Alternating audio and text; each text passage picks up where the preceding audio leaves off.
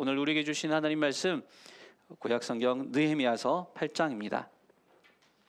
느헤미야서 8장 1절에서 12절까지의 말씀 함께 찾으셔서 한 절씩 교독해서 읽고 마지막 12절은 같이 읽도록 하겠습니다.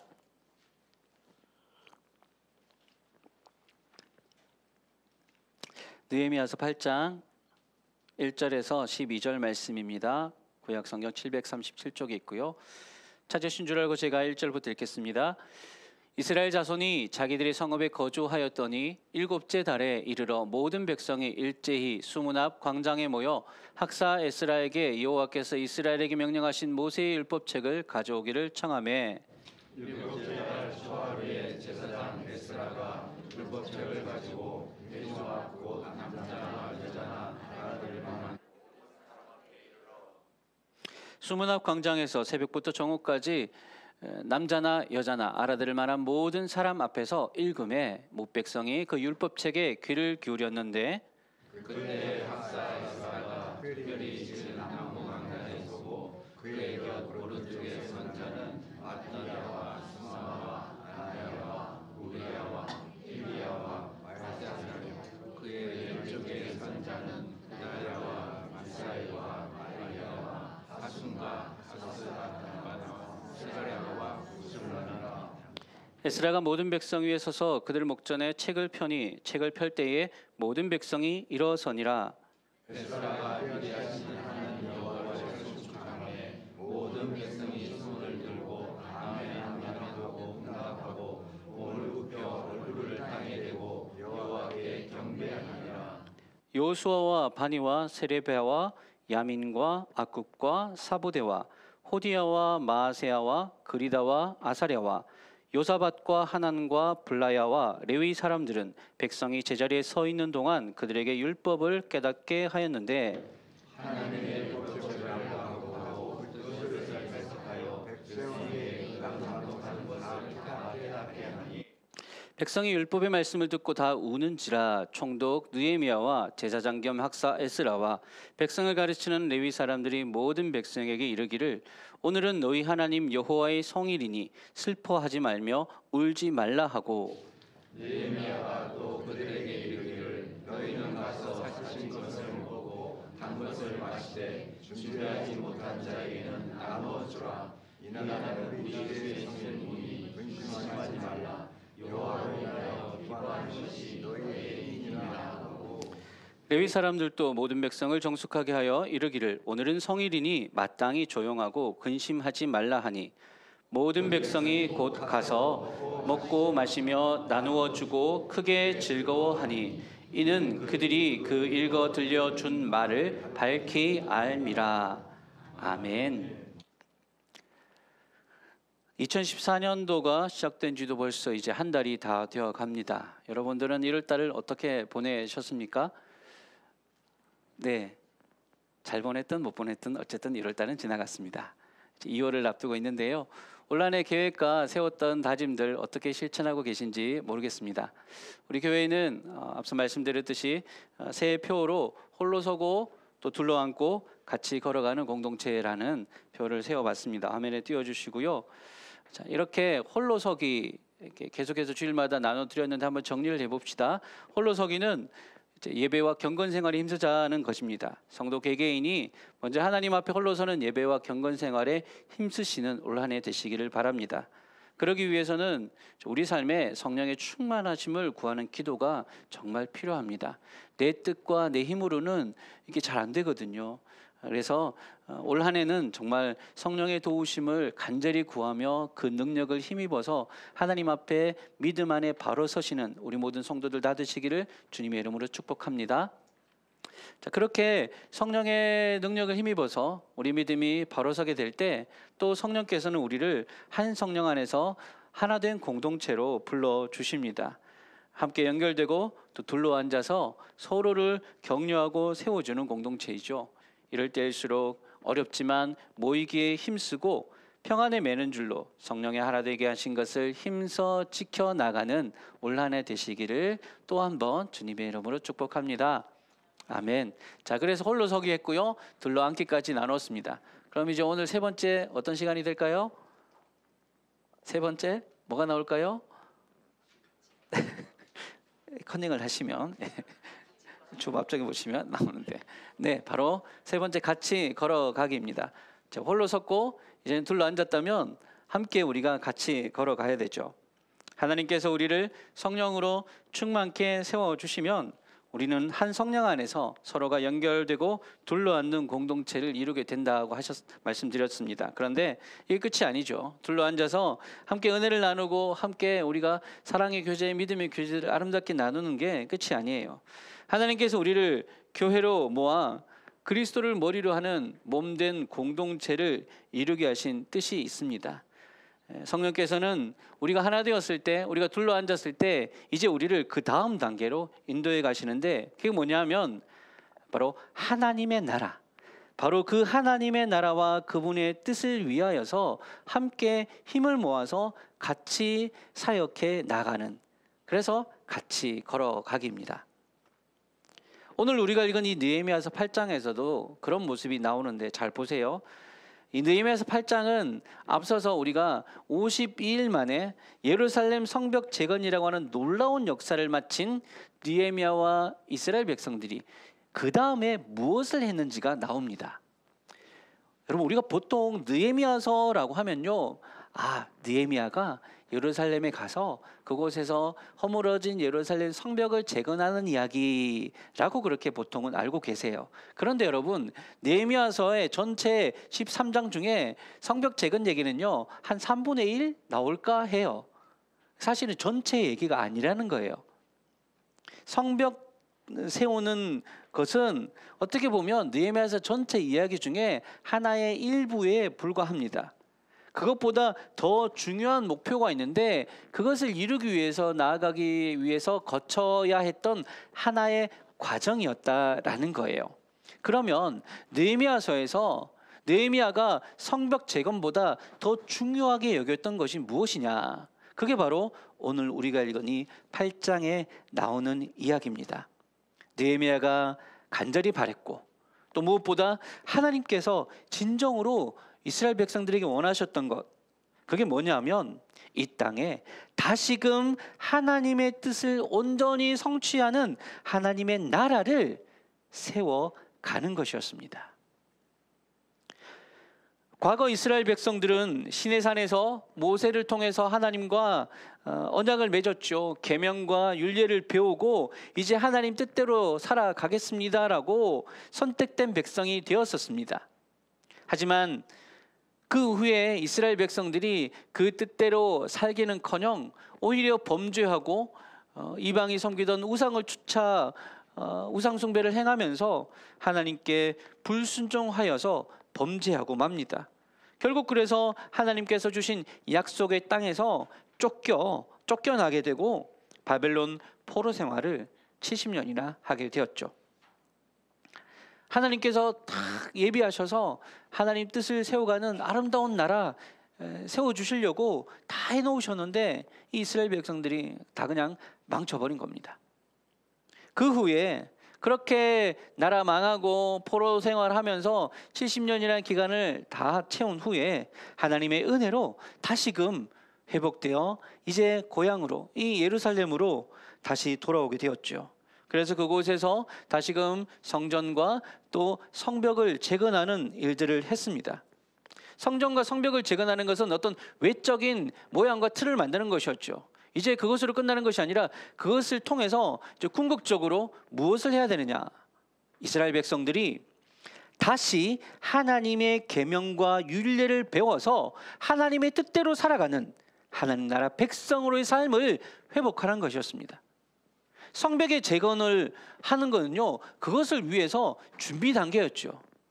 그렇게 해서 성벽이 재건되고 공동체가 함께 모였을 때 그게 끝이냐? 함께 모여서 우리끼리 잘 먹고 잘 사는 게 끝이냐? 아니에요. 함께 모여서 다시 언약 백성으로의 삶을 재헌신하는 것이 이 느헤미야서의 핵심 중의 핵심입니다.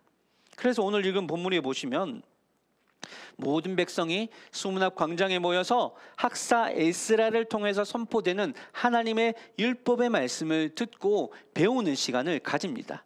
말씀을 향한 갈급함이 어찌나 대단했든지 본문 3절에 보시면요, 새벽부터 모여서 선포되는 말씀에 귀를 기울였다고 했어요. 제가 3절 읽어드릴게요. 보세요. 수문 앞 광장에서 새벽부터 정오까지 남자나 여자나 알아들을 만한 모든 사람 앞에서 읽음에 뭇 백성이 그 율법책에 귀를 기울였는데 라고 했습니다. 새벽부터 정오까지 아마 한 최소 6시간 정도 됐을 거예요. 그런 오랜 시간 동안 함께 말씀을 배웠어요. 하루 이틀이 아니라 며칠 날을 그렇게 배웠습니다. 애굽에서 종살이하던 자신들을 불러내어서 구별된 거룩한 정말 친백성으로 선택받아 영광스러운 하늘 백성으로 삼아주신 그 하나님을 기억하면서 그분의 계명을 다시금 받들고 살아가기 위해서 그들이 몸부림쳤던 거예요. 성벽 제거는 이것을 하기 위한 준비 단계였습니다. 진리의 말씀을 듣고 읽고 깨달았더니 이 이스라엘 백성 가운데 어떤 일들이 일어나느냐. 이어지는 9절에 보면요, 백성이 율법의 말씀을 듣고 다 우는지라라고 말을 합니다. 펑펑 울어요. 왜요? 그동안 자기들이 살아왔던 삶이 하나님의 말씀에 비추어 봤더니 다 엉망진창이었거든요. 자기들이 이렇게 고생하고 바벨론 포로상을 했던 것이 전부 다 다른 데 있는 것이 아니라 하나님의 뜻에 불순종해서 나온 그 결과에 있다는 사실들에 대해서 그 마음에 애통함과 통회함이 생겼습니다. 깨닫고 참회의 눈물을 흘리게 된 것이었어요. 사랑하는 여러분, 말씀 앞에 진실로 회개하는 그 자리에 참된 회복과 부흥이 일어나는 줄을 믿으시기 바랍니다. 그렇게 하나님 앞에 말씀을 제대로 들었더니 자신들의 잘못을 깨닫게 되고 참회하며 슬피 울게 되었는데요. 근데 오늘 본문을 보시면 이스라엘 백성들이 마냥 슬퍼하지만은 않았습니다. 그렇게 슬퍼하기에는 말씀을 듣고 깨닫는 은혜가 너무 컸거든요. 그래서 10절 이후에 보면 느헤미야와 에스라를 비롯한 레위 사람들이 그들을 격려합니다. 울지 마라. 엉엉 울고 있으니까 이제는 그만 울어라. 잠잠해라. 이제는 먹을 거 먹고 힘을 내서 하나님 기뻐하자. 오늘은 여호와의 은혜로운 성일이니까 하나님 기뻐하자라고 그렇게 격려합니다. 그런 격려를 받고 나니 이스라엘 백성들이 함께 모여서 서로 음식을 먹고 준비하지 못한 자들에게 또 나누어 주면서 서로 그렇게 기쁨을 회복하게 됩니다. 그렇게 함께 모여서 말씀 앞에 다시 한번 자신들의 믿음을 결단하고 회개하고 재헌신하는 그 기쁨 속에 그날 아름다운 역사가 일어났던 것이죠. 오늘 읽은 8장 마지막 우리가 읽은 12절을 보십시오. 이 12절 9절은 함께 같이 한번 더 읽어보도록 할게요. 화면을 보시면서 같이 읽겠습니다. 시작. 모든 백성이 곧 가서 먹고 마시며 나누어 주고 크게 즐거워하니 이는 그들이 그 읽어 들려준 말을 밝히 알미라. 아멘. 여러분, 지금 이들 안에 큰 기쁨과 즐거움이 있었습니다. 어떤 기쁨, 어떤 즐거움이 있었습니까? 바로 그들이 들려준 하나님의 말씀을 밝히 깨닫고 자신들을 부르신 하나님의 뜻이 무엇인지를 이스라엘 백성들이 이제 알게 되었다는 거예요. 이제 그럼 우리가 택함 받은 백성으로 하나님의 계명을 받은 백성으로 이제 어떻게 살아가야 될지 삶의 목표를 살아가야 할 이유를 그들이 발견하게 되었습니다. 그래서 기쁜 거예요. 그냥 즐겁게 먹고 마셔서 기쁜 게 아니에요. 같이 올려 놀아서 기쁜 게 아니라 말씀을 들었더니 그 말씀 속에서 야, 이제 이렇게 살면 되겠구나. 하나님이 우리를 이렇게 살라고 부르셨구나. 미래가 밝게 보이니까 어디를 향해 나아가야 될지 밝게 보이니까 그들 속에 기쁨이 터져 나온 것입니다. 이날의 기쁨은 오늘 우리가 이렇게 함께 모여 예배드린 이 자리에도 하나님의 말씀을 깨닫고 우리의 삶을 향한 그분의 뜻을 발견하는 것을 통해서도 누려지는 기쁨이 되는 줄로 믿습니다. 오늘 예배 자리에서 하나님이 주시는 그 깨달음의 기쁨들이 풍성히 나타나기를 주의 이름으로 축원합니다. 아멘. 자, 이렇게 함께 모여서 말씀으로 교제할 때 우리 가운데 하나님의 뜻이 드러나고 또 그 뜻을 행하고자 하는 거룩한 소망과 열정이 타오르게 돼요. 말씀이 만들어가는 변화입니다. 이게 교회 공동체가 세상의 친교 모임과는 다른 거예요.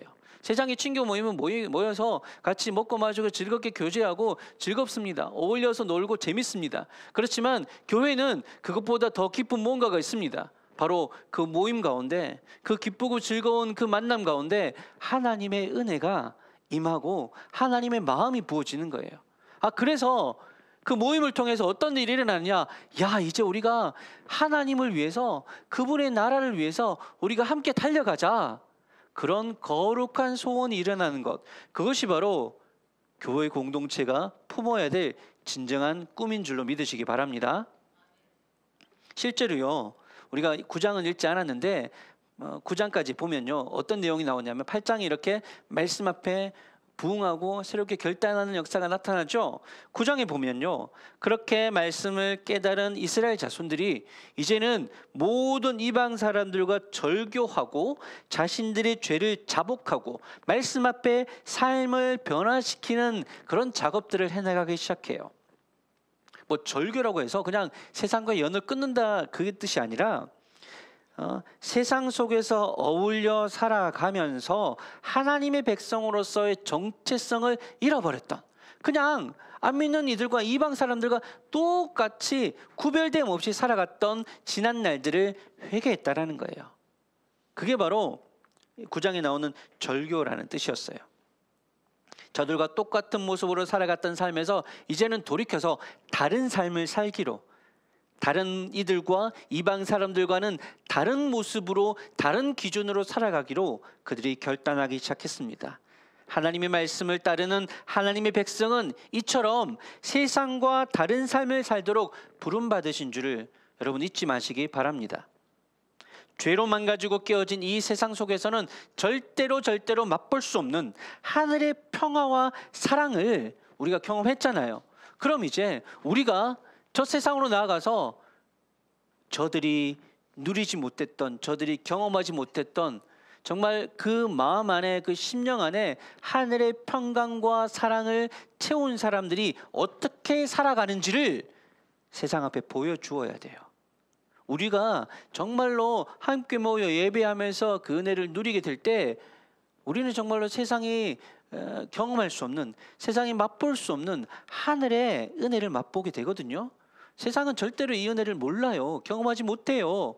그러니 이제 그들에게 우리가 나아가서 그들도 우리가 누렸던 이 예수 그리스도를 통한 이 은혜들을 맛볼 수 있도록 우리가 도와줘야 돼요. 이게 우리에게 주어진 사명이에요.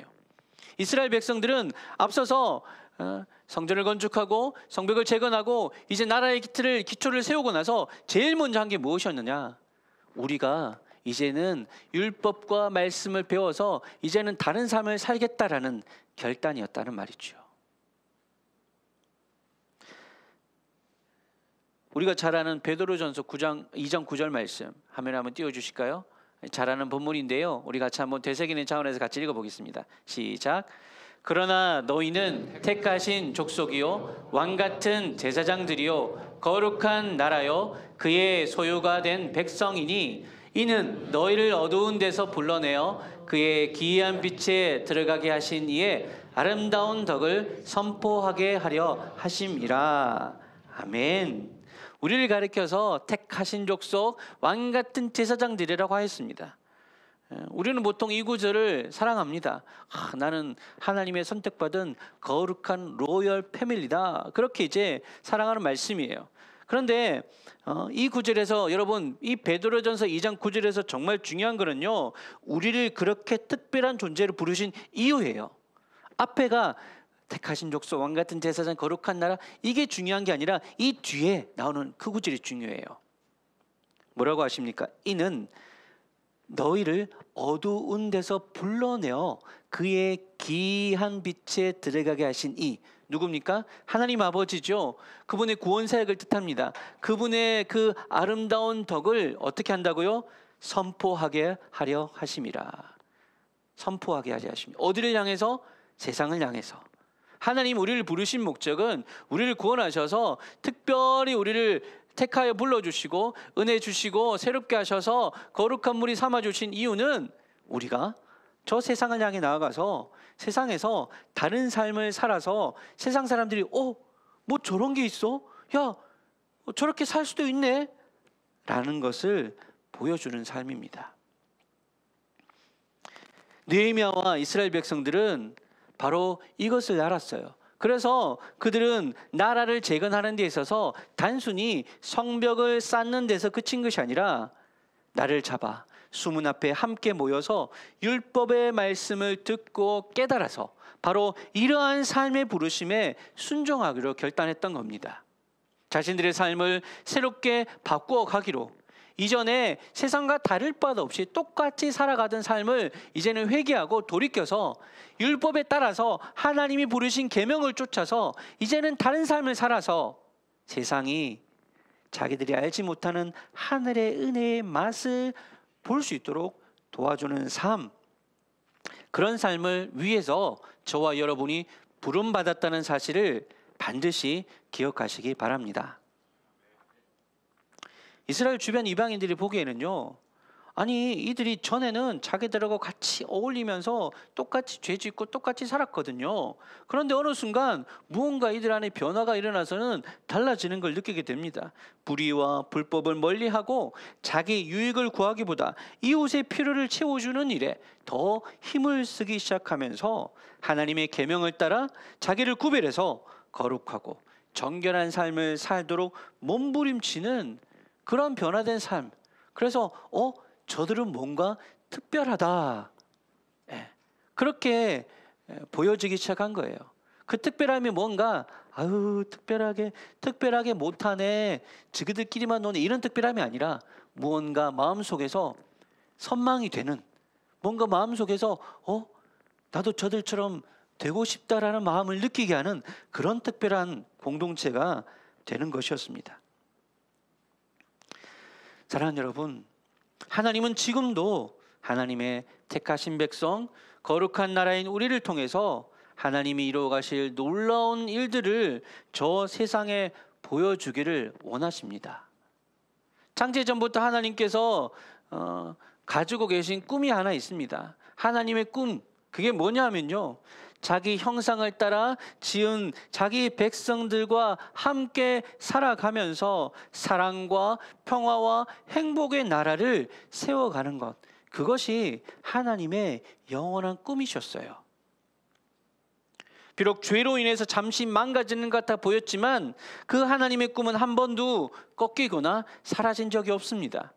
영원전부터 약속된 그날을 향해서 정말로 한치도 흐트러짐 없이 하나씩 한 걸음씩 하나님의 꿈은 이루어져 가고 있습니다.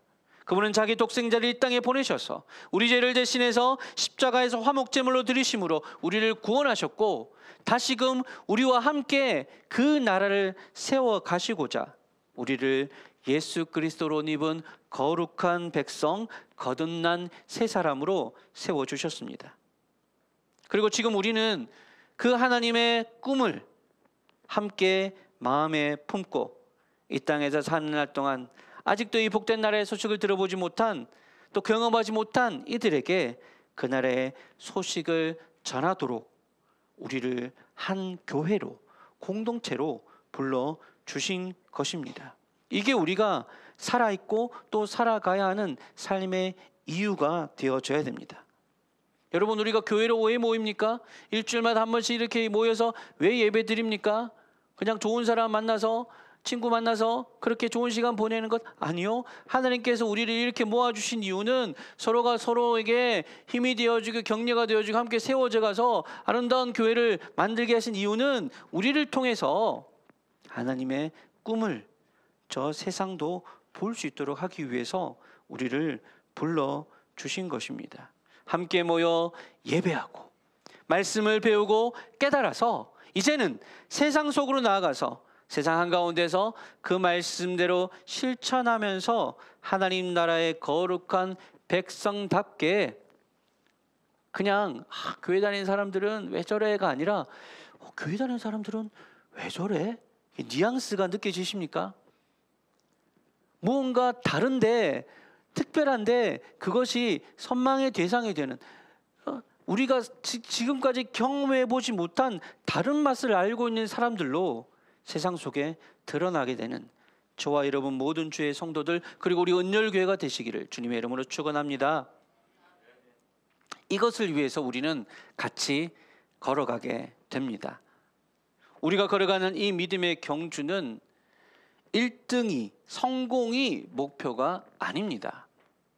남들보다 더 나은 자리에 서는 것이 목표가 아닙니다. 세상은 1등이 목표죠. 성공하는 것이 목표입니다. 그렇지 못한 것, 1등이 되지 못한 것, 성공하지 못한 이들을 향해서 나고 자라고 손가락질합니다. 하지만 우리의 목적은요, 우리가 이 땅을 살아가는 목적은 성공하기 위해서, 1등 되기 위해서, 남보다 더 높은 자리에 서기 위해서가 아니라는 것입니다. 하나님의 꿈을 함께 꾸며 그 꿈이 이루어질 마지막 그날을 향해서 그저 한 걸음 한 걸음, 성공이 아니라 성실함으로 주님과 함께 한 걸음 한 걸음 걸어가는 삶이 바로 우리에게 주어진 삶의 목적인 줄로 믿으시기 바랍니다. 같이 예배하고 같이 사랑하고 또 같이 봉사하며 하나님의 뜻을 우리를 통해서 세상에 보여주는 그것이 우리 교회가 함께 모인 이유입니다.